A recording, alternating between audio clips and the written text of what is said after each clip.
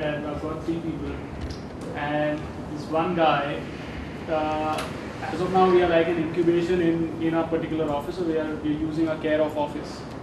Initially, this guy would be there in office at 9 o'clock, and after he joined the sort of startup, he started coming in at 10:30, 11.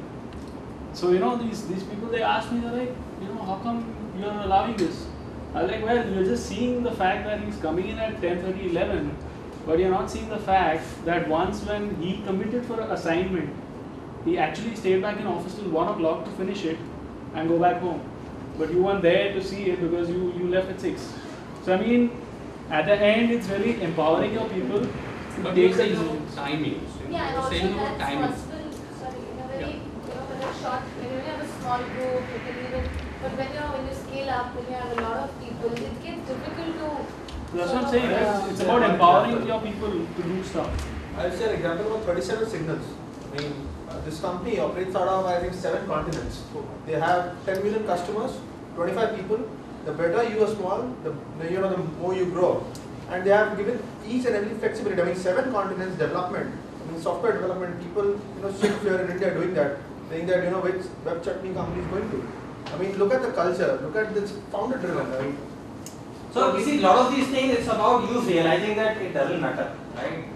So that's how it works. Our own Karan, worked for a year from New York because he wanted to, be there and work. So he worked from there. He was heading our brand. So but it didn't matter, right? What mattered was, his brand getting developed. That was more important than where is he located. How did it matter, right? So some adjustment will need to be done, right? Because of like we have this, again flexibility on roles and people can do what they want to do. So we moved one of our HR project managers into a role of our finance controller because he wanted to get rid of this HR for some time and he got so bored of HR. So he said, I want to do something else. We were looking for finance controller at that time. So I said, finance controller role is there, you want to take it up? So he said, okay, I'll take it up. Now because he had never done finance, we had to redo the whole process a little bit, right? So we had to use some online tools which didn't require knowledge of finance, etc. He could just feed in numbers. It took him about a month and a half to figure those things out. After that, for a year, he did fine, right? So now whether he was sitting in office or sitting in cubicle, how would it have mattered, right? Challenge of that role were very different at that time. To figure out a way by which a non-finance guy can actually manage finance role. It had nothing to do with location, etc. So you will need to focus on these challenges because in startups, your core challenges are going to be immense, right? You would have designed a role. You will have to still be sure that you have designed that role right, and you have the person who's got right skills, or how much can he do, which tools are you using. So in amidst so many things, you don't want to start focusing on every little thing on administration. That's all. Yeah, that's the idea. You're right, at certain stage when you go, you will need a high degree of predictability of results, right? And you don't have a direct control eye on the results as such. So you will need a process framework which can allow that. But the good thing is, if you've structured a flexible organization, that brand and that reputation will continue even if you turn a little rigid over a period of time. Your brand and your reputation will carry you as a flexible organization. See, a lot of flexible organizations of large size are not all that flexible today. Right? You still go and they still give you a form to fill for employment, etc. So they have a process, but their reputation which they build in their first 2 years carries them as flexible organization. Yeah, and any office which has a punch-in, punch-out system, the first thing that any new employee comments is that, can you imagine this is like a school? Can you imagine me being asked to punch in? No, so he tells you it's a school. To us, he says it's a jail. So it's also a factor of the maturity and the culture we are from, right? So people tend to abuse the whole system. So that's the reason these attendance systems also come into play as numbers grow. But see, attendance system is such an amazing thing, right? Half of the people are marked late on that. Then it comes to HR end of the month. HR knows that by policy salary should be deducted. Then HR goes to supervisor of each of that person, says that listen, this should I do? Supervisor says no, nothing doing. You can't cut salary. So he signs off. Then HR comes back. Everyone is paid full. So this full circle was completely useless. I mean, why did you have it in the first place? Right? You should have just not done it. And also it is about the way, how entrepreneurs or how owners want to take it. I was sitting with one organization, and financial consulting organization, and a very high-end level consulting they used to do, like each of their team member would earn around 1 crore in a on for the company. Their salaries maybe whatever. You know, so that kind of organization. Imagine that they had a manual present, attendance register that when they come in, and the guy paid 30-40 lakh of rupees a year, and they have to look at this manual register. So it was a shocking, because they used to attract talent from a lot of so it is all about how you think as an entrepreneur. So because if you think it has to be liberal, you will make your processes and things and team leaders so very dynamic that you get things so out of it. So you may be flexible at that level, but on the work level you may be very, very rigorous. So people whose office starts at 9 o'clock, right, and where people do come at 9 o'clock, actually have lost at least 1.5 hours of work time already, because mind doesn't wake up at 9 o'clock, right? Mind wakes up whenever you wake up, 7 o'clock, 6:30, 5 o'clock, whatever. And the first thing you do is pick up your smartphone, right? And then you check what's the mails, any pending SMSs, and what's the Facebook and Twitter saying, right? That you do at 7 o'clock. So if it didn't matter for them that their work will start when they reach office, work would have started at 7 o'clock. They would be right on top. But because there is an official mandate that work will start when you come to office at 9 o'clock, they just don't bother about any of those. They say, okay, let me first reach office. So one of the added advantages of a flexible setup is that then people curate that time, their work time, in a manner which maximizes output anyway for an organization. People will use their best working minds time for work, and not really get restricted to that 9 to 5, 9 to 6. In a city like Bombay, for an example, it takes 1.5 to 2 hours for everyone to travel one way. 3 hours of what time which could have actually been put at work was put on iPods, right? So I mean, it's a sheer waste. Anyway, so I am a big fan of work from wherever philosophy. Yeah. So this is the thought I wanted to leave you with. That's the presentation, that when you think of HR, think brand, think culture, nothing else matters as a startup and early stage organization, right? So what we will do right now is we can make a group of maybe 4 to 5 each, right? And there is this framework, and we will, Manoj will run that framework. So one of us can just volunteer. How is that okay? I mean, do we want to do that? Right? Group of maybe any 5 together, and what we want is between the 5 of you, choose one person as a volunteer whose business we all will put a mind to in each group. So basically, if we have 5 groups, we will have 5 cases available, and then we will start discussing one by one each. Yeah. We have talked about something HR. We have not talked anything about team building. What we mean by team. Right. And because frequently in business plans we have to put the team status. What is meant by team? It is HR or something else? Okay. So what is team? What is team building, and how does it connect with this? Okay. So this topic was anyway team building. Okay. I kind of hijacked that to HR, large subject, because there is a very strong connect. If you have a business plan, right, and you are hiring those roles for the business plan, you are forming a team whether you want it or not anyways. Right? So team will get formed up because there is a collection of people. Right? Now what is important is how do you really engage that team is the challenge. The challenge is not about forming team. The challenge is how do you engage that team. How do you make sure? Team consists of employees or? Team consists of employees, right? When you start hiring people for creating outcomes, you will have to put teams together, right? And those teams will need to work with each other and create outcomes. And your team building challenge is actually not about getting an outcome from one individual. It's about how do you manage the uncertainty over a set of people who work together and whose dynamics will come into play. So somebody comes early, somebody comes late, right? Somebody thinks brighter in the morning, somebody thinks brighter in the evening. These are the peculiarities which will start coming up. The thing is, how do you deal with that?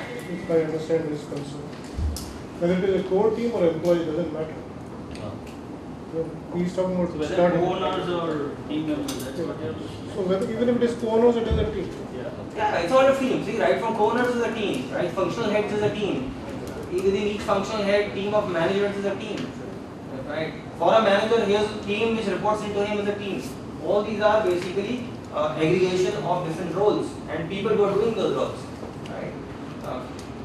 Lot of those challenges actually settle on their own if you have come top down, settling the top items, right? Because then you will know how to handle it. We will do that once we go through the exercise. So what this exercise is basically, this exercise is to convert your business priorities into your team priorities. So which are the roles actually? So when you say that I am into the business of let's say telephony, right? So my revenue comes from voice calls, it comes from data calls, it comes from whatever, right? So what does it mean from a team structure point of view? What does it mean from a team? It means who are going to be the people who will get this? How will you form them? What will be the profile of those people? Right? What will be the key deliverables? All that will fall in place. For that, this conversion is required to be able to break a business plan into basically a people plan. So this is step one. It will at least tell you. Assuming that the team is already in place? No. Thought is in place. So your team may be in place, your team may not be in place. This exercise is independent of that. Right? It tells you that if what you have thought of as your business and what you want to achieve this year out of that business. From a people side, what will you need? What 2 things, 3 things or 5 things is what you must have to be able to achieve that. This tells you that. And then there are going to be other layers down which will enable those things to be in place. Right? So you may have 3 key roles. Those 3 key roles in place is the starting point for moving towards your objective. That clarity is important. So basically, if you, as talked about, as Manoj talked about Tata Motors, and he said, as time changed, they had to undergo some kind of change. Right. Would any other kind of team structure work for Tata Motors? Could you have 3 or 4 or 5 different team structures for an organization which work for an organization? What defines? Who defines what is a comfortable structure? And how do you say, okay, here are these 5 team types, and you are of type C, or your business is of type A, and hence you need. And you have this, and this, and if you don't, then you need this and this. See, typically team structures are developed, the traditional team structures are developed for the reason of manageability, not for the reason of being the only ways to achieve those outcomes. So, entrepreneur's way of structuring a team is very different from how a management team structures operate. Now, so when you say, okay, let's have a hierarchical organization, let's have a flat organizations, etc. Lot of those things are from a perspective of manageability, right? When it comes to a startup or early stage organization, your alignment is going to give you the answers of saying, okay, these are the 3 key things which we want to achieve.